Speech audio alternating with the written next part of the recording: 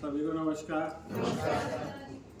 आज की कहानी की हेडलाइन है, वक्त बहुत धारदार होता है, कट तो जाता है मगर बहुत कुछ काटने के बाद।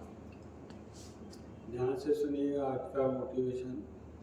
आज की कहानी है एक गांव के बुजुर्ग की, जिसके पास सोने की थाली थी। वो रहस्य उसकी पत्नी और उसको मालूम था और किसी को मालूम नहीं था। कुछ समय बाद उसकी पत्नी भी चल बसी और वो रहस्य सिर्फ उस बुजुर्ग को ही मालूम था। वो सोचता था कि ऐसा कोई व्यक्ति आए जो इस सोने की थाली में खाने लायक हो, उसे मैं भोजन परसूं। समय बीतता गया। एक दिन एक पंडित आया, साधु संत। उन्होंने भोजन की मांग की और उन्हें बिठाया। बोले, जब तक भोजन तैयार हुआ वो सोचने लगा बुजुर्ग, हाँ भाई ये सोने की थाली में खाने लायक है, साधु संत है। जैसे ही गया, संदूक में कपड़ों के नीचे छुपा के रखी हुई थी ढक के।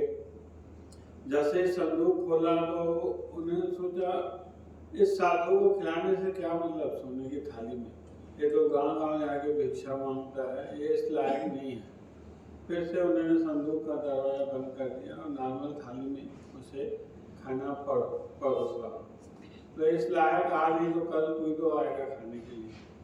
संयोग से कुछ समय बाद वहाँ राजे का मंत्री आया। वहाँ कुछ काम से उसे लौटने में देरी हो गई, रात हो गई और मंत्री ने कहा कि मैं रात को यही विश्राम करूँगा, सवेरे जाऊँगा।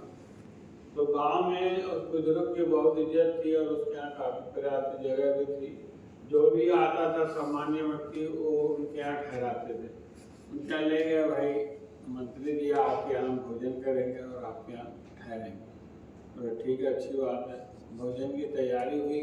बोला, हाँ ये मंत्री है, इस थाली में खाने लायक। गया अंदर, जैसे ही संदूक खुला तो सोचने लगा, मंत्री को क्यों खिलाऊं, इससे लायक तो राजा है, आज नहीं तो कल राजा आएगा, उसको खिलाऊंगा।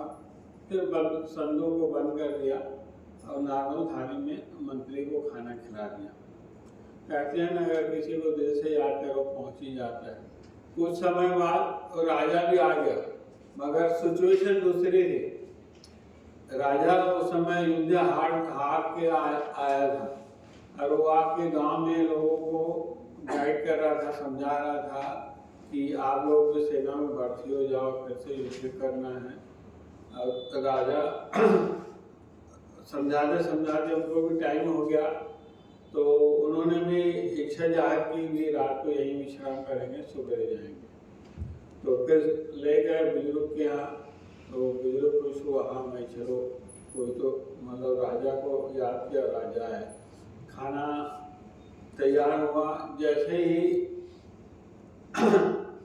थाली निकालने के लिए गया, संदूक चाबी खोली, हाथ डाला, थाली को निकालने वाला था। बोला, ये राजा इस लायक नहीं, ये अभी भी तो युद्ध हार के आया।